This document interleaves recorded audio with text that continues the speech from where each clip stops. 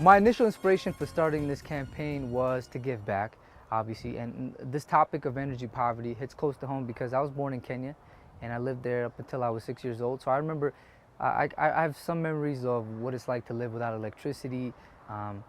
And when I did visit, after moving to America, when I came back to visit Kenya, I realized that not much has changed. People were living pretty much the same way.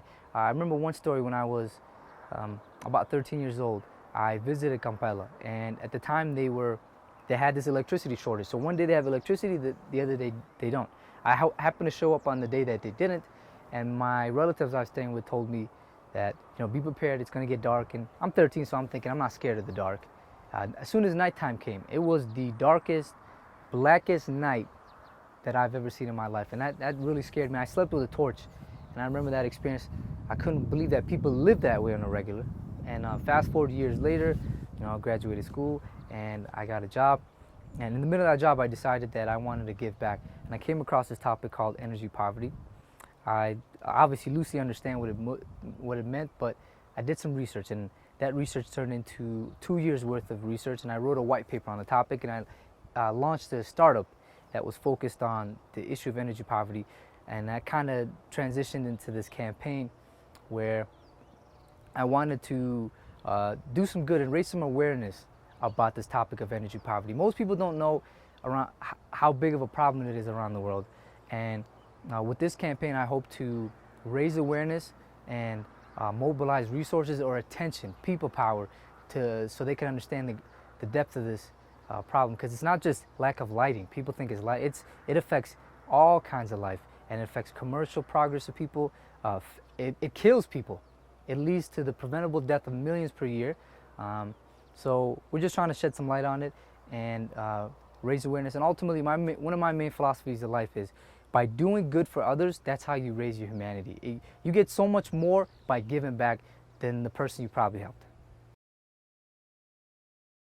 The primary focus would be household mothers. Now, there's different type of energy poverty. There's lack of lighting. There's not being able to cook with clean cooking sources, so relying on charcoal and kerosene, which kills about 1.5 million people a year. There's lack of refrigeration for storing food and medicine, a lack of ACs in a world that's getting hotter and hotter, and then lack of washing machines for 5 billion people. No person is affected by all of these problems more than a household mother. They have to cook the food, wash the clothes, they got to help the kids do homework without light.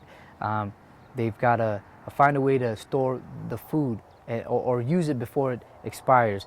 They have to deal with homes that are getting hotter and hotter and hotter and harder to breathe. So we want to focus on the household mother because they're responsible for everyone there, and they're the ones who have to deal with the anxiety and stress of all these problems compacted.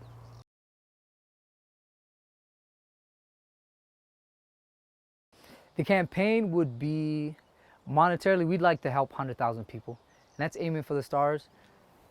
But I think once we can mobilize the people on social media, we can definitely help people. But more important than helping people through the campaign is awareness, awareness about the cause of energy poverty, and So that's the biggest campaign goal. I would say those two.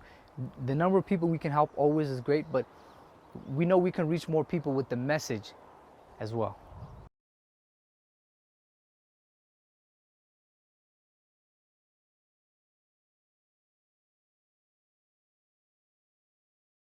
Yeah, I was born in Kenya, southern Kenya, and I grew up there 6 years. I went to school. I lived in Nairobi a little bit. Then I emigrated to America and studied and grew up there. Went to school. Nothing out the ordinary. I graduated college with a degree in computer science and business. Then I went to New York for 2 years working in tech sales.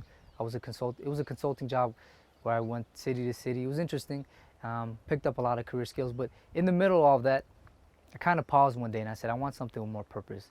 Uh, and at the time I was, in the New York scene, everyone's was shifting towards social ventures, companies that have double bottom goods. So I started thinking maybe I can have a career where I make money, obviously, and that I can help people.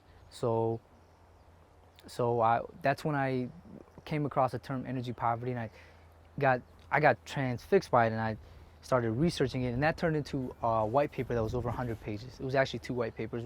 I became an expert in the field in that I was creating new knowledge. I was piecing together pieces, and I realized that it's instead of tackling one issue and lighting or this specific thing, it's you got to have an offering that can look at the holistic picture.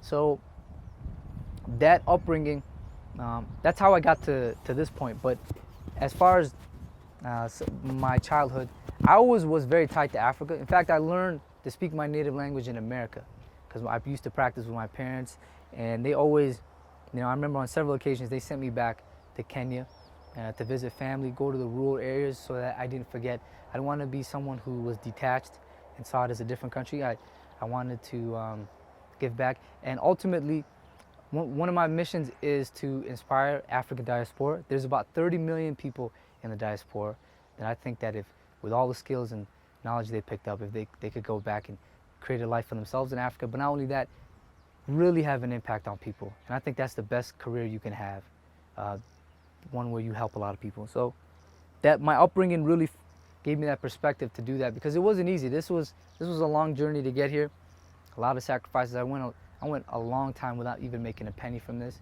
I put a lot of investment into it because I believed in the mission. And so this campaign is really about mobilizing people.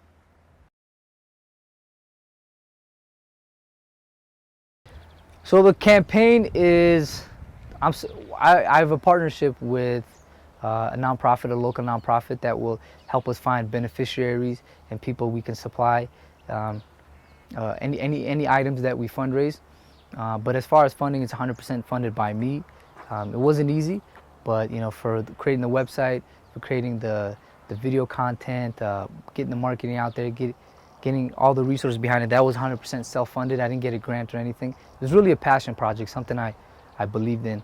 And but the next phase, obviously, I will need support, and that's where we're relying on people to make donations by going on our website and finding an item, a renewable energy appliance, whether it's a solar lantern, a solar panel, non-electric washing machine, whatever we have on there, and purchasing it so we can gift it and donate it to someone here in Kenya in partnership with our nonprofit. And every donation, you will get a receipt and a confirmation and a message from the person you donated to. Follow us on social media at Nayora on Twitter and Facebook.